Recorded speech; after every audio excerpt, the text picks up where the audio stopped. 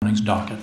That is case number 106092 in the matter of the marriage of David M. Traister and Deborah C. Traister.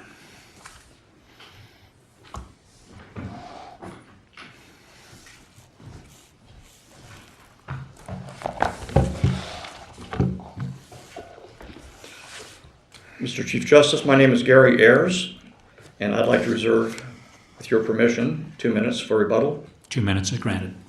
Thank you, Your Honor. Well, Kansas has been reviewing marital agreements for about 100 years. They've been reviewing them for fairness, including the years since the passage of the Family Law Act in 1963.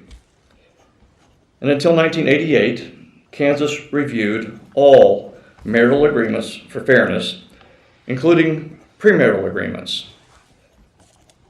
and postmarital agreements, divorce agreements, property settlement agreements, all marital agreements, regardless of what they were called. Rainey and Fincham and the rest of the cases that say that all marital agreements, those which set the property rights upon a contingency of divorce,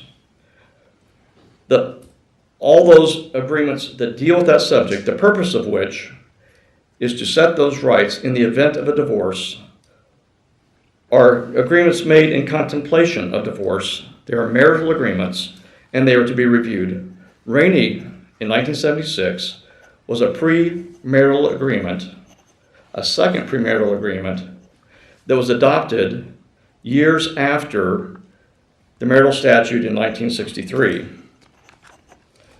After the adoption of the Uniform Premarital Agreement Act in 1988, the courts have continued to review all post-marital agreements for fairness, and if you read the cases carefully, occasionally this court has reviewed some premarital agreements for fairness, notwithstanding the Uniform Premarital Agreement Act. So when faced with the Traister postmarital agreement, which was entitled Dissolution of the Marriage, whose purpose was to fix the marital rights upon a dissolution of the marriage, who had 8 references to what happens in the event of a divorce, when faced with that agreement, the trial court relied on 100 years of Kansas jurisprudence and the recent Court of Appeals decision in the Wood case to conduct a fairness review, as he was required to do under the Court of Appeals Judge Royce decision in Kirk. The trial court made 2 findings. The first was that under Rainey and the similar cases, the trial court found that having a grossly disproportionate settlement, 99% to the wife, 1% to the husband, was so disproportionately unfair that it encouraged divorce and led to one of the parties, in this case, David the husband, filing for divorce, and therefore it encouraged divorce. Help me. How does that? I don't understand your logic there. It encourages divorce, but it gave him 1% of the assets. So why did he file for divorce? I don't understand the logic. What the trial court found, and the finding was not appealed by the appellant, what the trial court found was that because if Deborah, the wife, divorced late in life, and David only had 1% of the assets, he would have nothing to retire on. Therefore, he needed to file earlier in order to save for retirement. That was the trial court finding. How is that supported by the facts in this case? Because it's not the agreement that it would encourage divorce, it's the terms. And the parties had the same terms for a couple of decades. So it doesn't seem like it encouraged divorce for the first 20 plus years of the marriage. So why is that a valid finding? Well, first of all, the finding was not appealed. I disagree with that, counsel, because it's the basis upon which the district court found invalidity to the agreement, and that's clearly in front of us. So I mean, I think we have to look at that fact. I know what you're saying about the 1% and the 99% or whatever. And that's within the court's discretion. If it were to be reviewed, it would be an abuse of discretion review. But when David hits his 50s, and there's marital discord, and we have this turn of events in 2004 and 2005, there's no agreement. No one can find an agreement. And David and Deborah are in their 50s. And this agreement is drawn up, and it's the only agreement in question.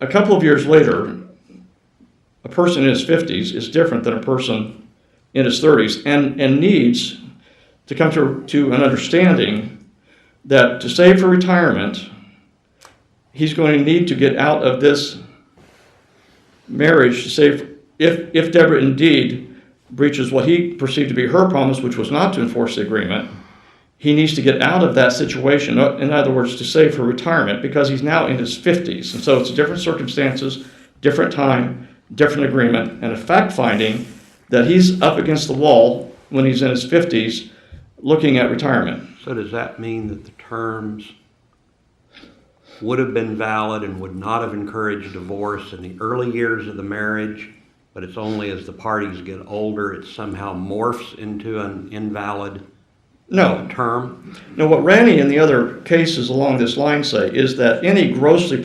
disproportionate division can encourage divorce under the facts and circumstances of the case as found by the trial court. So what the Court of Appeals did was ignore the Raney and all that progeny of cases, and going back from Raney forward, that said a grossly disproportionate agreement. In Raney, I think it was $2,000 versus $160,000.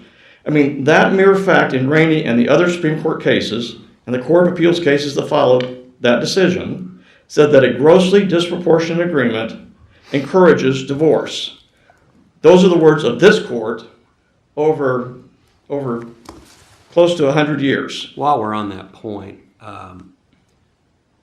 if 60-16-10 applies, if it applies, subsection D, if this is a separation agreement, do we even have an analysis for public policy? I mean, if the agreement were found to be just and equitable under whatever basis, could it possibly violate public policy if it's just and equitable?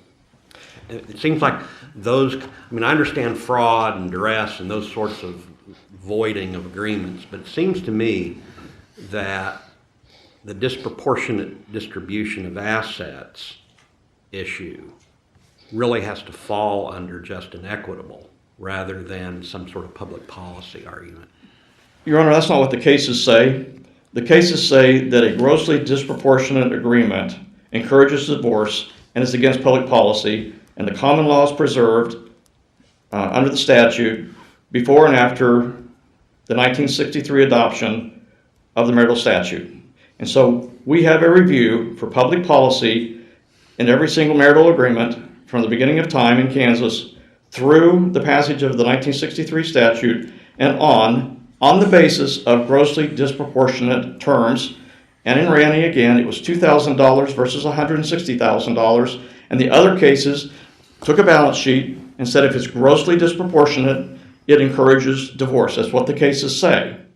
And so to not say that, you'd have to, and it's certainly this court's prerogative, but to not say that, you'd have to reverse that whole line of cases that hold the public policy decision-making is for the trial court to do. I understand your point that if the court is going to make a fair, just, and reasonable finding as to whether or not to incorporate into the just and reasonable decree that the court has to make, if the court refuses there, I understand that the court need not also find that it violates public policy, because the court at that point is not going to use the agreement in the court's decision. I understand that one need not do it, but they are separate analyses. One's under the common law, one's under the statute. They're both preserved from the beginning of time through the statute till today. So the court did the right thing in doing the dual analysis because the court was guided by your decisions that he should do that. Can I break it down? Because I'm confused about how that fits within the modern standard of reviews that we use today, which I think we've tried to clarify over the past decade or so. But let me start with this question, because some of your comments today confuse me. Are you relying on the statute? This is a separation agreement governed by the statute, or are you saying this is totally under Rainey and common law? Both. The trial court found it was against public policy because it was disproportionate, grossly disproportionate, 99 to 1. So public policy is Rainey. Rainey, and that because it was 99% to 1%, the court could not find that it was fair, just, and equitable, therefore could not incorporate it into a just and reasonable decree. We are going, as the trial court did, under the statute and under the common law. Aren't those duplicative? That second part, the reliance on the common law versus this language of the statute, don't those just overlap each other to the point that we have to look to the statutory language? They're not necessarily overlapping, as I indicated to Justice Biles. If you make the determination under the statute that it's not fair, just, and equitable, and therefore I'm not going to use the agreement in my just and reasonable decree, which I'm required to do, if it's fair, just, and equitable, I'm not going to use it. I understand that the court need not at that point reach the public policy question, but we still have the public policy question even without the statute. So, Okay, I think, again, I'm trying to just to focus on the fair, just, and equitable part of it, not the public policy part. Do you think those two standards are the same? they are not. Okay. And so are you telling us, your position is that every agreement made by a party is a separation agreement if it mentions what the disposition of assets will be on divorce? What Randy said after the statute was passed in 1963, just to speed it up, you would rely on Rainey for that says. and all the other cases. Counsel, Okay. we'll let the justice finish her question, and then we'll let you finish your answer.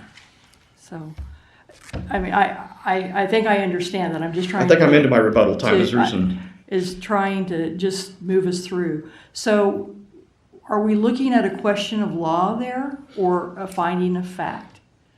The Court of Appeals, I think, seems to also not be sure of that because they make the statement at page 10 of the slip opinion, finding no evidence to support the district court's legal conclusion. Well, What is it? Is it a finding of fact or a legal conclusion? it's a finding of fact that is grossly disproportionate, and that evidence was 99% to 1%. It was impossible for the Court of Appeals to miss that finding of the trial court.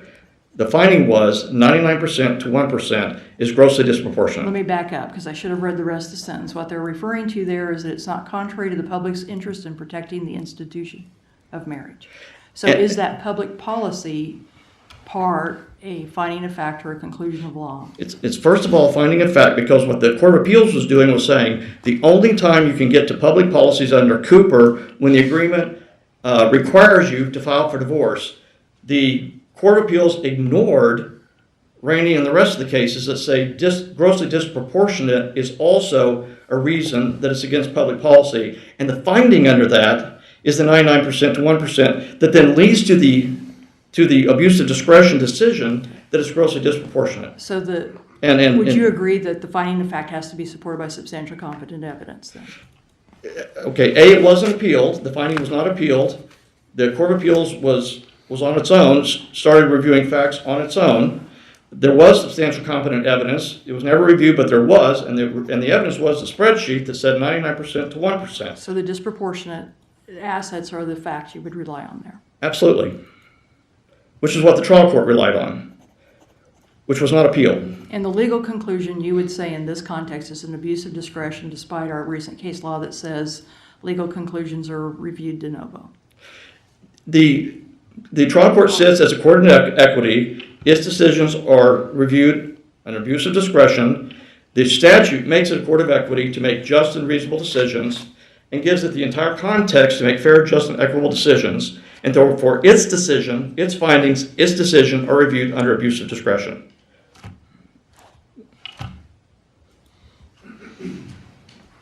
I understand under the statute, I've got a four-part analysis which I don't have time for, but under the statute, whether or not separation agreement is a broad category which covers all of these agreements is certainly for this court to decide as a matter of law whether or not the statute applies to marital agreements. Absolutely. And you said that it does.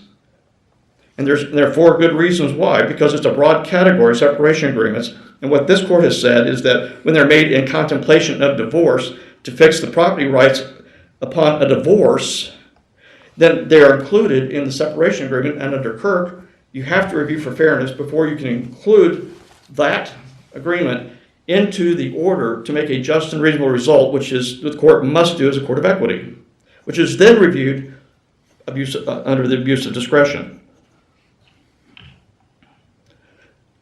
I'm out of time. Do we have any other questions of counsel? We had a lengthy question and answer here. Would you like 30 seconds to wrap up? Well, there's so much to say in so little time, but I would say that if you look at the Texas statute, separation agreement is a broad category. In the practice of divorce law, nobody limits themselves to separation agreement.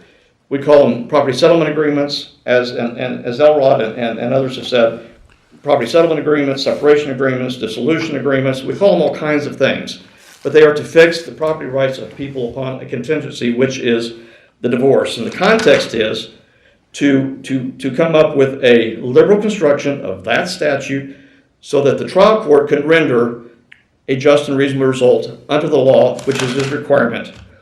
And that's the purpose, obviously, of the statute. And the statute has survived your analysis for 50 years.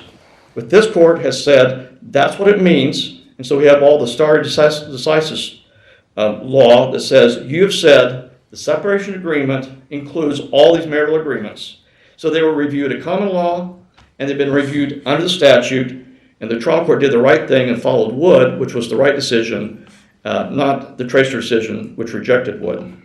Let me continue this. Where I'm having trouble is starting with if an agreement is signed by the couple the day before they're married, then we review for unconscionability under the statute. Your position is if they sign an agreement the day after they're married with no imminent plans for divorce, that we move over to a valid, just, and equitable analysis, correct? Yes, sir. And that seems odd to me, that literally one day makes a difference. I can tell you why it happened. Because we have always been a fair, just, and equitable equity state. All agreements have always been reviewed. And in 1988, our legislature passed the Uniform Premarital Agreement Act, which was the ALI, which threw a wrench into our jurisprudence because it came from a different place with different states. And so they gave you a different review for premarital agreements. In Davis versus Miller, they said, we're not going to review premarital agreements anymore under the historic review because of what the legislature did in 1988. But that left historic review for all other agreements. And what the Court of Appeals did was try to take a uniform act and bring it back into, they tried to bring the Uniform Premarital and Marriage Agreement Act into their analysis. They took 4 of those review items. They added 2 review items from Bedrick, which is the Connecticut case. They rejected Anson, which is the Massachusetts case, which would have been consistent with Kansas law, which says that when people are at arm's length, you should have a fairness review, either at the very time of divorce, arm's length fairness review, and or require them to have counsel in the premarital. But in that middle section, what the Court of Appeals said was you need additional scrutiny. So if you need additional scrutiny of fairness when they are at arm's length at the time of divorce, for heaven's sake, you definitely need more scrutiny in the mid-marriage agreement which is what the Court of Appeals said, but then they didn't give more scrutiny. They gave less scrutiny following Bedrick, the Connecticut case, not Anson, which said they had to be fair at the time of making and fair at the time of divorce. And so that's what happened in the Court of Appeals decision. It's an amalgamation of a lot of different law that is inconsistent with our position in Kansas. Why is disproportionality a valid test in circumstances like this, where you have parties at an arm's length transaction who knowingly waive rights, state that they're doing that, they understand it, that their purpose is to do it? Why is it not just fair and equitable to enforce the contract that they entered into, even if it is disproportionate? And I guess part of that is, what was the purpose of this contract? If it can be set aside because it's disproportionate, and on its face everybody knew it was disproportionate. What the Court of Appeals said, and what is true, is that people in the middle of a marriage, there's always a party in the trial when they're fighting. There's always one party who desperately wants to keep the marriage together and will do anything. That's why we have this agreement. There was one party, Mr. Traster, who would do anything to save that marriage at that point in time, and drafted this agreement at Deborah's demand, 99-1. You take everything, I just want to stay married. And that's why you need more review. Isn't that undercut, though, by the fact that there were two agreements and that this was basically the contractual relationship for the bulk of this marriage, not for just one little blip in time? If you read the agreement, it says we have a history of Deborah threatening divorce. That's what the agreement says. We have a history of Deborah threatening divorce. Does it say that, or does it say marital discord? Excuse me? Doesn't it just say there's a history of marital discord? It says, and there have been agreements made because she's threatened divorce and he's made agreements, and then I think the agreement goes on to say, and he's breached the agreement. I think that clause says she's threatened divorce, he's made agreements, he's breached agreements, so we're going to do another agreement. I think that's what it says. And so in the middle of this conflict, we have this agreement that's grossly disproportionate, and it is the public policy of Kansas to say, in those circumstances where you need more scrutiny, this court needs to stand to protect people in those situations from grossly disproportionate agreements. Your argument is that David needed to be protected from himself. Yes. And he as filed the divorce. Yes. And as an attorney, he drafted an agreement that he probably recognized would be void as disproportionate. Yes. All true. Also a husband, also in the same circumstances that the Court of Appeals mentioned in Anson, Pacelli, which is quoted in Davis versus Miller, in Bedrick, in all the rest of the cases. When you're in the middle of a marriage that has conflict, your husband, who sometimes does unwise things, as was done at this point in time, those agreements, as the Court of Appeals said, need more scrutiny, not less. When you're at arm's length, the statute gives you fairness review. When you are getting ready to get married, the statute gives you counsel and voluntariness and all the rest of it. And in mid-marriage, this court has always given mid-marriage agreements fairness review under the separation agreement statute, when the purpose is to define the rights at the time of divorce.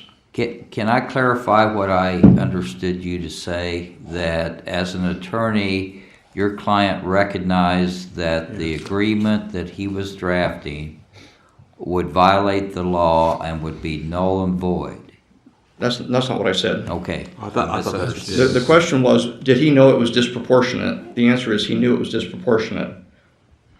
Grossly disproportionate. He knew that.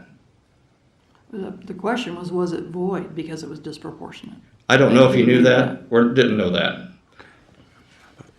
What should he have known? If it's well settled for 50 years as an attorney, should he have known?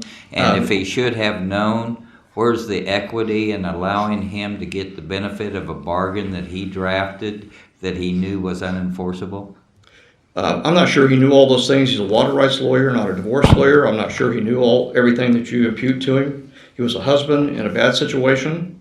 And so I think you're imputing a lot of information to him, a lot of knowledge to him that he may not have had. as a water rights lawyer, not as a divorce lawyer. I practiced divorce for 30 years. I think I know these things. So I'm not sure that everyone lives with these cases, especially if you're a husband in a bad situation. Do we have any further questions? Thank you, counsel. Thank you.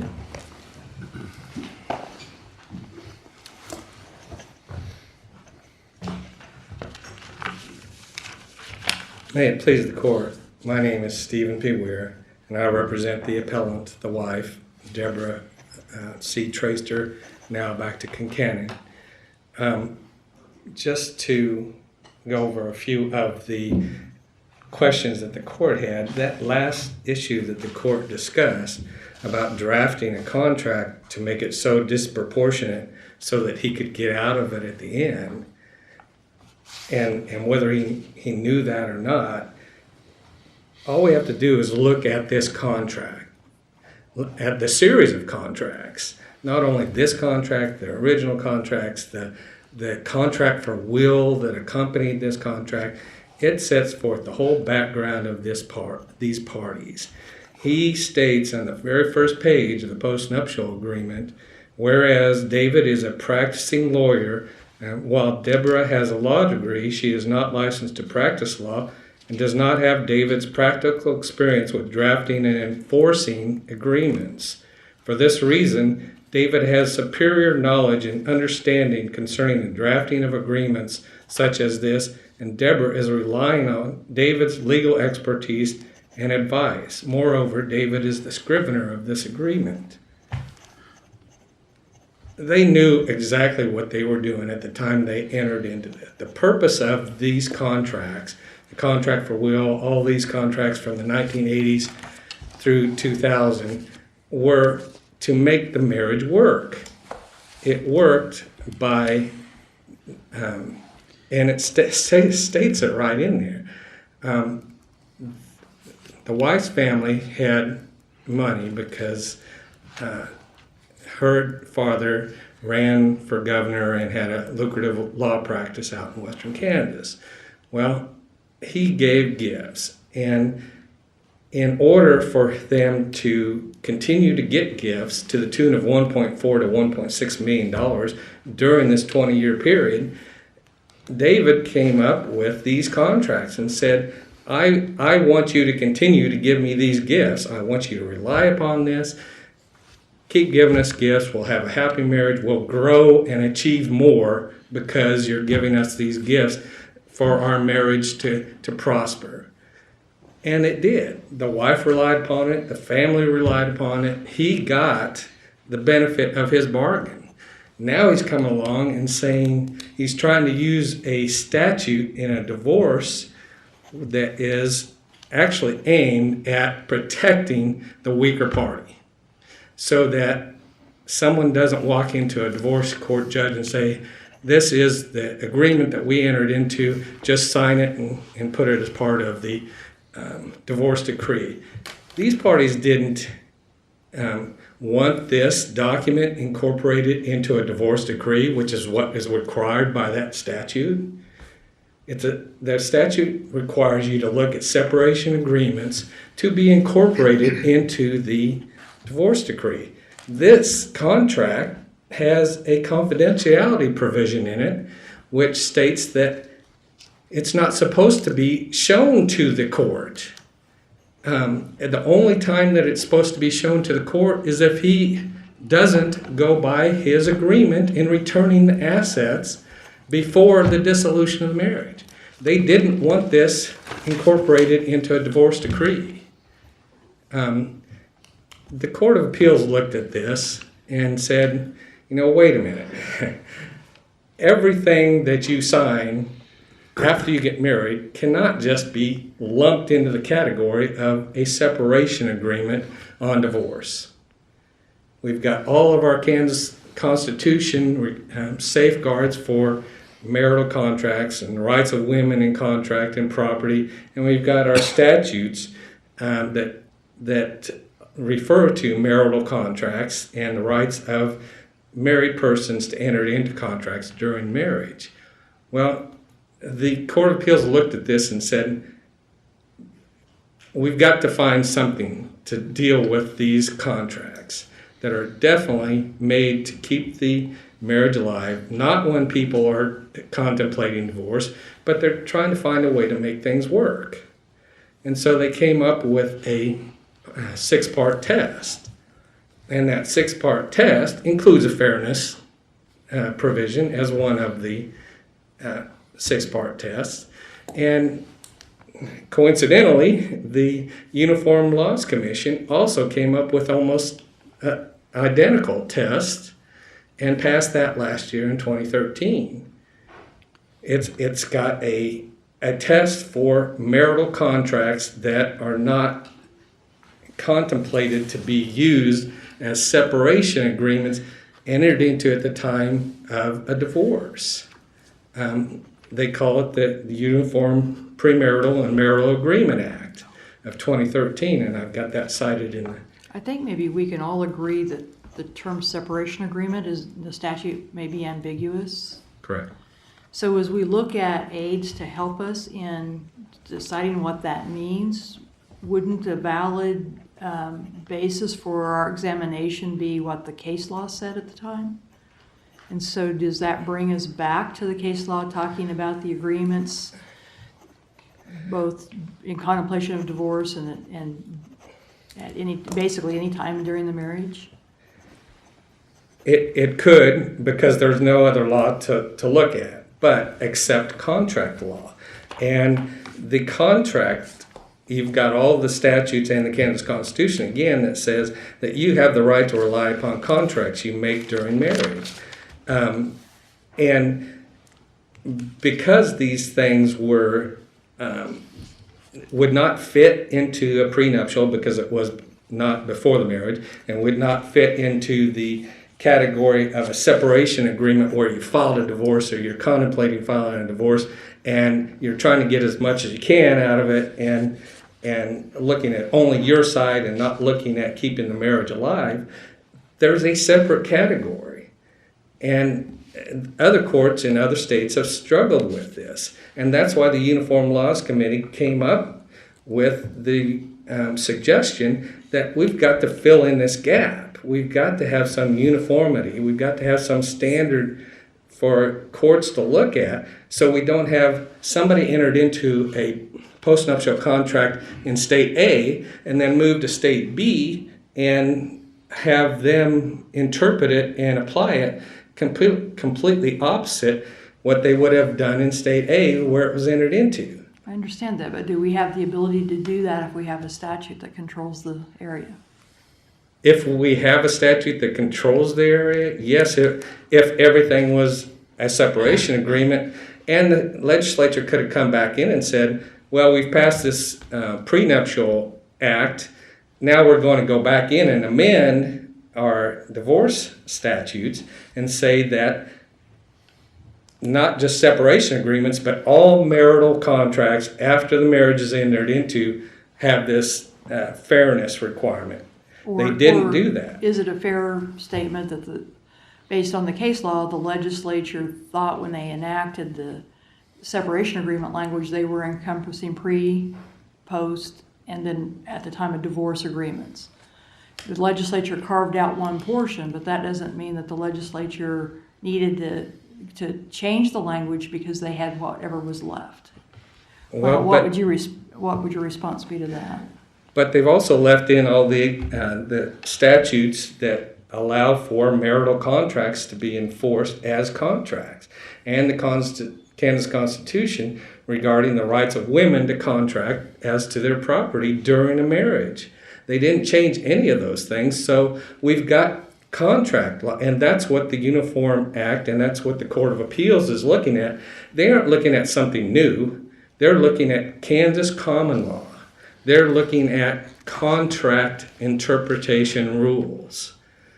And if you just look at the 6-part test, it's just contract interpretation, common law contract interpretation. What is the key element in determining any contract? It's the intent.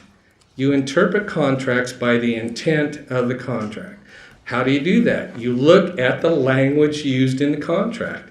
If this came up in any other situation, just as a declaratory judgment action, as a partnership termination action, under the contract for will and a probate action, all the court would do is look at it as a contract and apply contract interpretation rules and enforce it.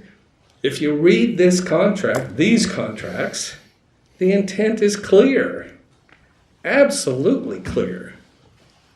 They wanted this marriage to work. They liked what they were doing. They benefited from the way they were doing it. And all he's doing now is trying to come in and use a statute intended to protect weaker parties from overreaching Do you have as a anything sword. do you have anything to support the notion that the statute was designed to protect the weaker person rather than be a sword for a shield for the weaker person instead of a sword for the stronger person? What other purpose would there be for it? Well, I mean, I'm not your authority. I'm asking you if you have some authority besides me.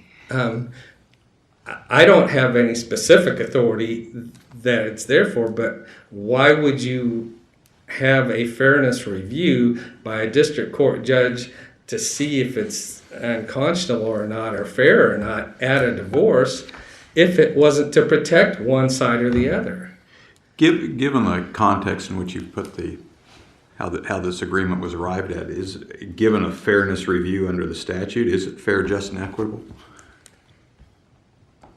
Given a fairness review? Yeah, under the statute, given the parameters in which you said this agreement was entered into, the timing, the purpose, is this a fair, just, and Oh yeah, equitable? if you take off your tunnel vision and just Right. stop looking at it just right at the time of divorce and look at the entire history and background and life that they've lived under this agreement, then it is absolutely fair, just, and equitable.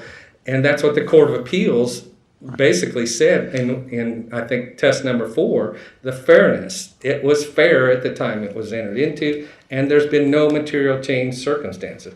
Except for the filing of divorce. Except for the filing of divorce at the end, right?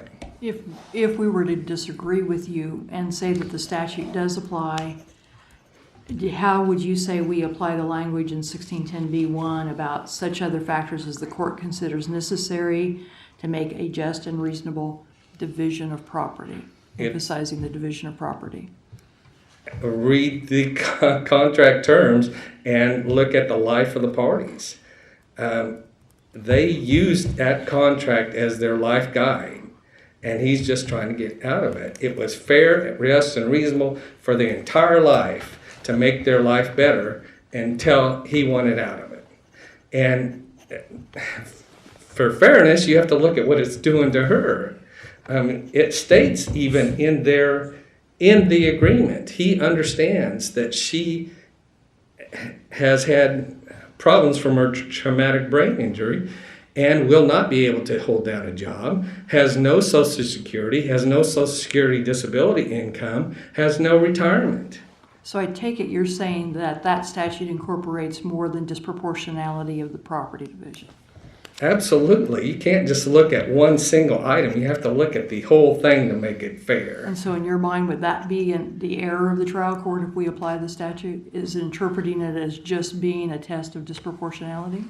It would be if you got that far, but we're saying you don't even need to get that far, because the first thing that they tried to do was enforce this contract as a contract. If you enforce this contract as a contract, he returns the property that came from them back to them. There's nothing to look at in the divorce as marital property. It has already returned under the contract terms. As in the Wood case, that's an unpublished opinion, but they cite it and attach it to their brief.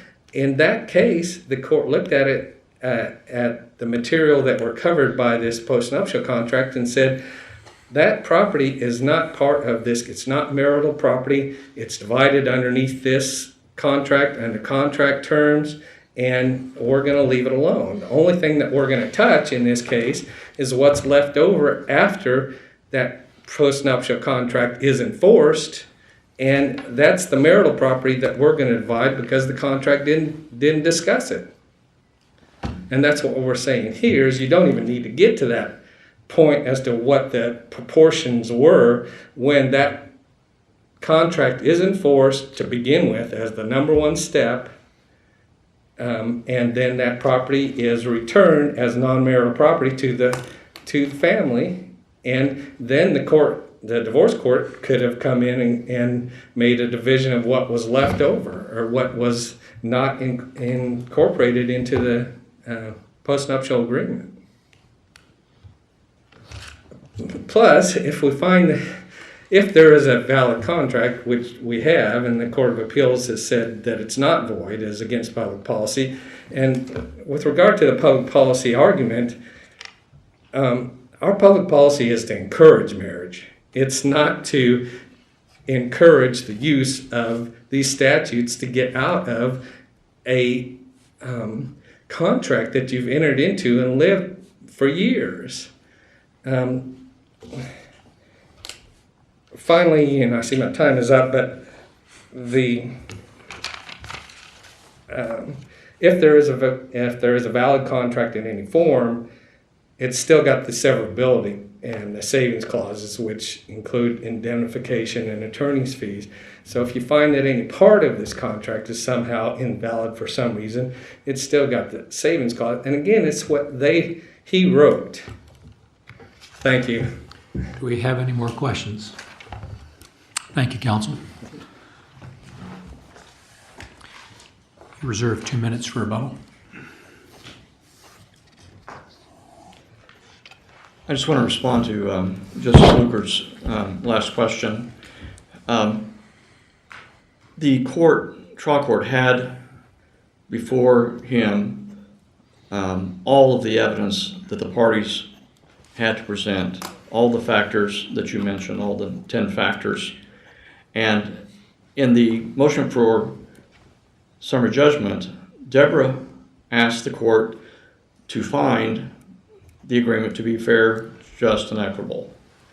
And then in oral argument, counsel for Deborah said, I'm going to switch my position now. I no longer want the court to review the agreement for fair, just, and equitable. I now want the court to not review the agreement. And the court was somewhat surprised. The court said, well, I think I need to review the agreement. Therefore, I'm going to hold a trial, and I can't tell whether or not the agreement meets the standard of the statute or the common law. Let's have a full trial. He had a full trial, listened to all the factors, and then decided that the agreement was not fair, just, and equitable and should not be incorporated into the decree. And there was a finding about the 99% based on the entire balance sheet to the 1%. That finding was not appealed.